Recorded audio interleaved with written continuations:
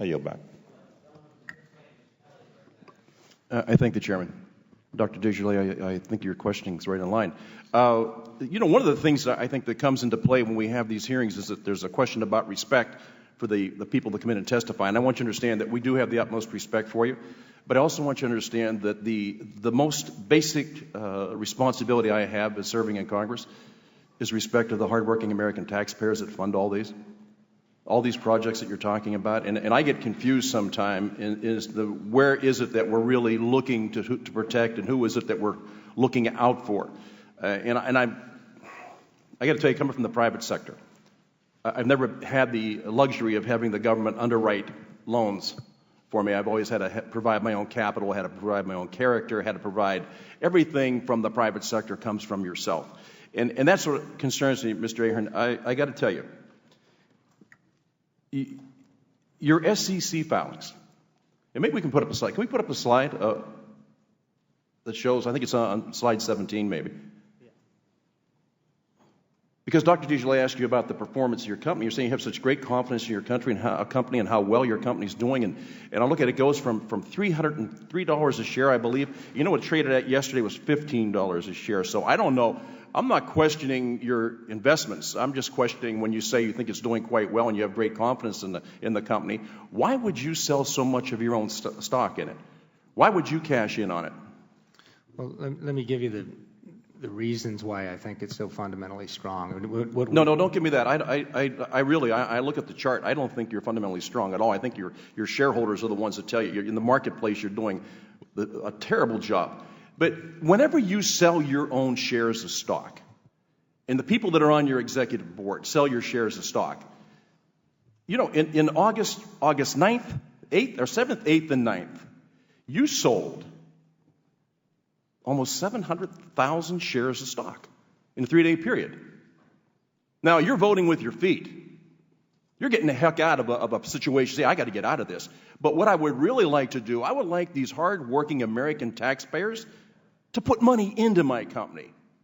I'm the CEO. I know what's going on. I've been there from its birth. I'm watching this thing grow, and I have so much confidence in that company that I'm going to cash out.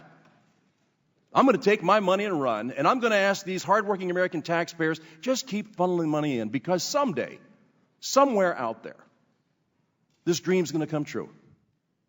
The hopes and dreams of a company that someday, this is the hockey stick, it's flat, and someday it's just going to go off the charts. Now, we don't know when that day is coming, but someday it's going to be there. Now, I got to tell you, I'm not going to be there to watch it. I'm going to cash out now. I'm taking my money, and I'm running. But I want you folks out there that go to work every day, get up every day, go to work, pay your taxes, clothe your kids, put food on the table. I want you to continue to fund this project, because you know what? Someday this is going to be great. I mean, I can't believe we sit here and we listen to this, and the question comes up is, who in the world is funding these projects? It's not the DOE. This is not the DOE's money. This is hardworking American taxpayers' money. And I'm so sick and tired of hearing about this respect. We don't have respect for green energy. We don't have respect for these folks that put everything on the line.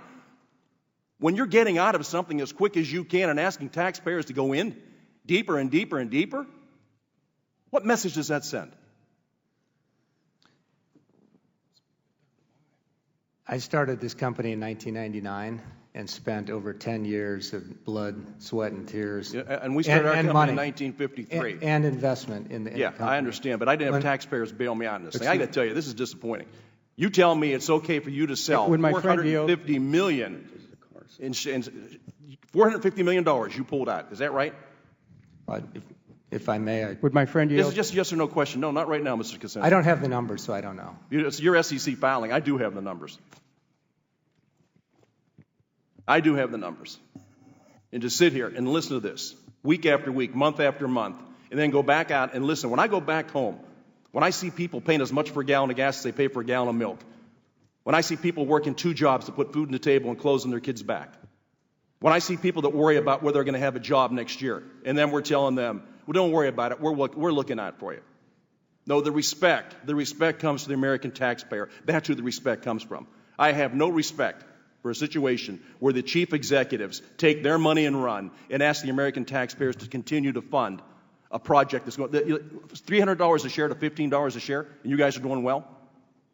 I don't know where the heck you define well or what dictionary you look it up in, but this is absolutely abysmal. And this is why the American people have a great deal of wonderment now in the lack of trust in the people they send to represent them.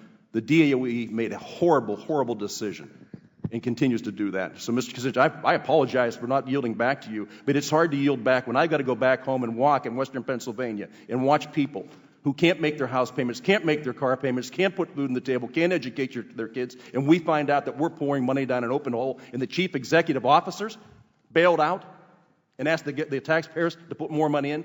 I ask unanimous consent for the gentleman to have another 3 minutes, and